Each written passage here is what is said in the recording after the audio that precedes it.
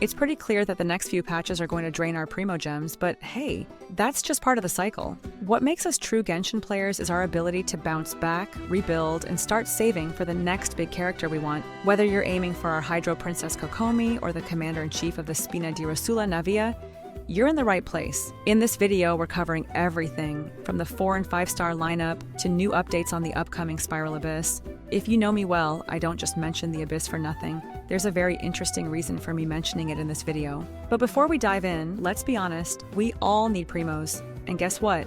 I'm hosting a 10 Welkin Moon giveaway at 5K subscribers. You don't have to go through a lot to enter. All you have to do is hit that subscribe button, drop a like, and leave a comment so I can feel your presence. Speaking of presence, do you know who else's presence you should be feeling? The presence of my partner, lootbar.gg. It's a rough set of patches we have ahead of us, with Varesa and Xianyun making their debut in a few weeks, and Mavwika making her return in 5.7. Time is ticking quite fast, and you would probably have to purchase crystals or Welkin. So why not save 23% on those purchases? Just the other day, I got a $100 Genesis crystal pack for only $79, an easy $21 saved, which I could use to get 4 more Welkins to spoil you guys even more. If you're feeling skeptical, then don't worry, because they have so many positive reviews on their site. They're also trusted by big creators like Dakaja and Tevat Times, and I am also adding to the list, bringing their credibility through the roof. Use my link in the description or pinned comment to grab yourself a quick discount on your next purchase.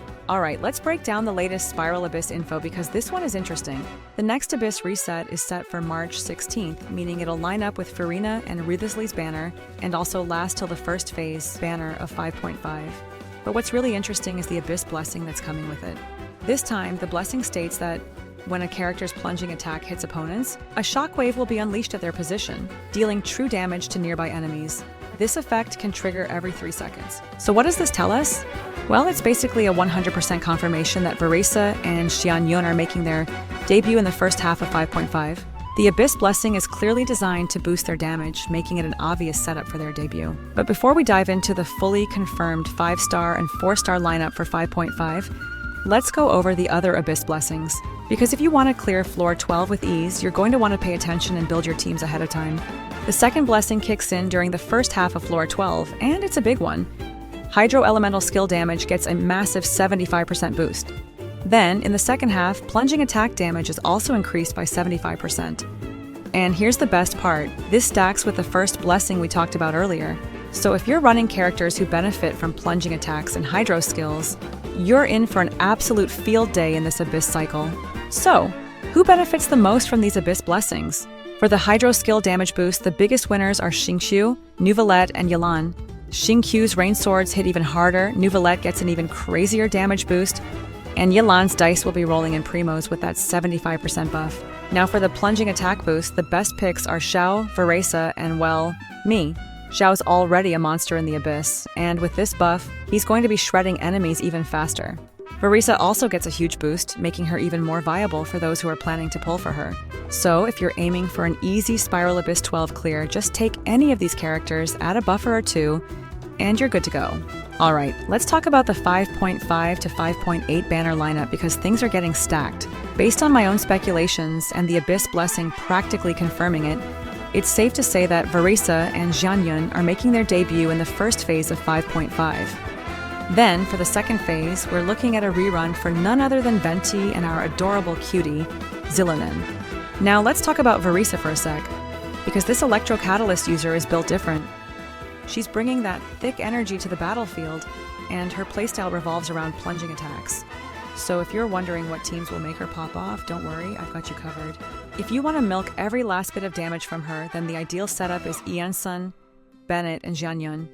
This team lets her consistently hit 300 to 400,000 plunging damage, and that's without the Abyss Blessing.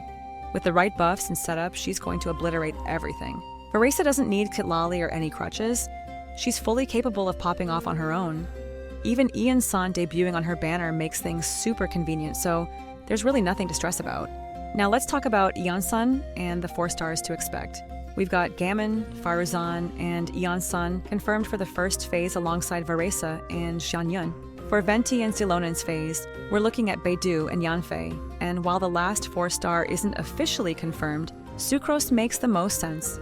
As an Anemo buffer, she fits well with Venti, and let's be real, Hoyoverse probably wants him to look a bit more useful. Farazan's in the mix for the same reason, boosting Anemo teams. And while Venti isn't as dominant as he once was, he's still the best at grouping. Even Kazuha can't match him when it comes to pure crowd control. Alright, let's break down 5.6 properly. Effie, the chef girl from Fontaine, is making her debut in 5.6, and based on everything so far, it's almost certain she'll be a pyro character. But she's not the only one stepping into the spotlight.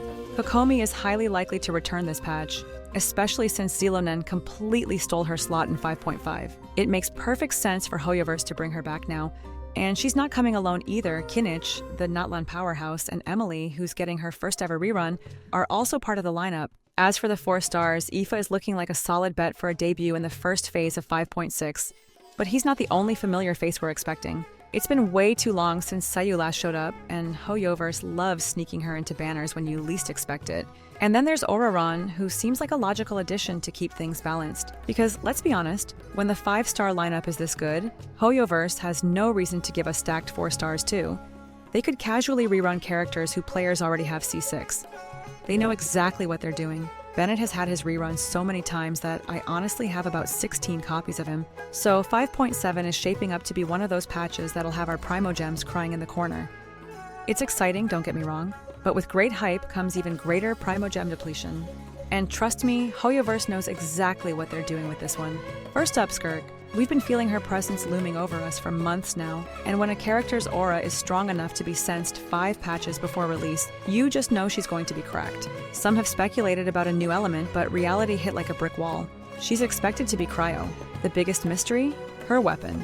There's a decent chance she could switch between weapons like Child. Given that she's his mentor, it wouldn't be the wildest thing Hoyoverse has done. And let's be real, we'd all be here for it. Alongside Skirk, we have Mavuika. There's not much to say that hasn't already been said. She's literally the hottest lady in the game, both figuratively and literally. If you don't have her yet, now's the time to start hoarding. She's already proven herself to be broken beyond belief, and considering it'll have been 4 patches since her debut in 5.3, her return in 5.7 is basically written in stone.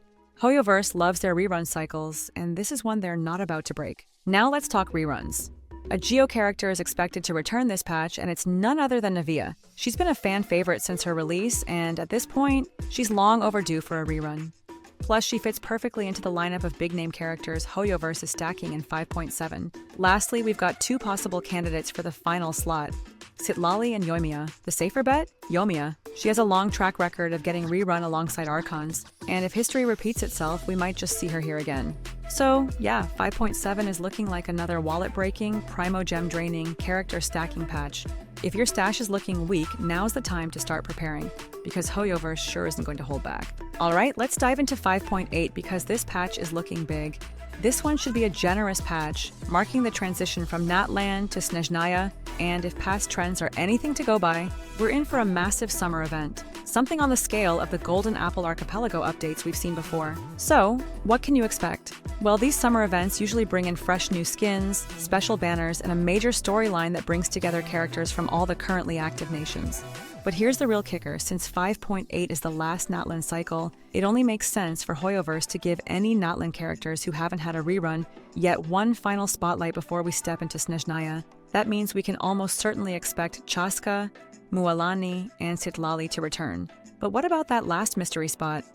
Well, if there was ever a time to bring back Capitano, this would be it. Some people might have forgotten about him, but I definitely haven't. The leaks about his playability have been floating around for ages, and I'd say there's a solid 75% chance of him showing up. So yeah, if I'm calling it now, he's coming back. Alright, now that we've covered everything in detail, let's quickly recap and sum it all up. Starting off with 5.5, Varesa is making her debut in the first phase alongside Xianyun, while the second phase will feature Xianyun and Venti. Varesa brings electro-plunging DPS to the table. Xianyun doubles as an exploration unit and a plunging attack enabler. Xianyun is that one character who can turn your account from average to absolutely broken. And Venti, well, he's still the king of grouping, so there's always a use for him. For 4 stars, expect to see Gammon, Farazan, Sucrose, Beidou, Yanfei, and of course, Yansun. Moving into 5.6, we're looking at KOKOMI, Kinich, Effie, and Emily. KOKOMI remains one of the best healers in the game. Kinich is a DPS-focused Dendro unit, and Emily, solid A-tier Dendro applicator. Not Nahida level broken, but still very useful. As for 5.7, well, things are still a little unstable, so we'll save that discussion for later. And that wraps up everything for this video. If you found it helpful, consider subscribing. Maybe for me, or for the giveaway. And as always, thanks for watching, and I'll catch you in the next one. Bye.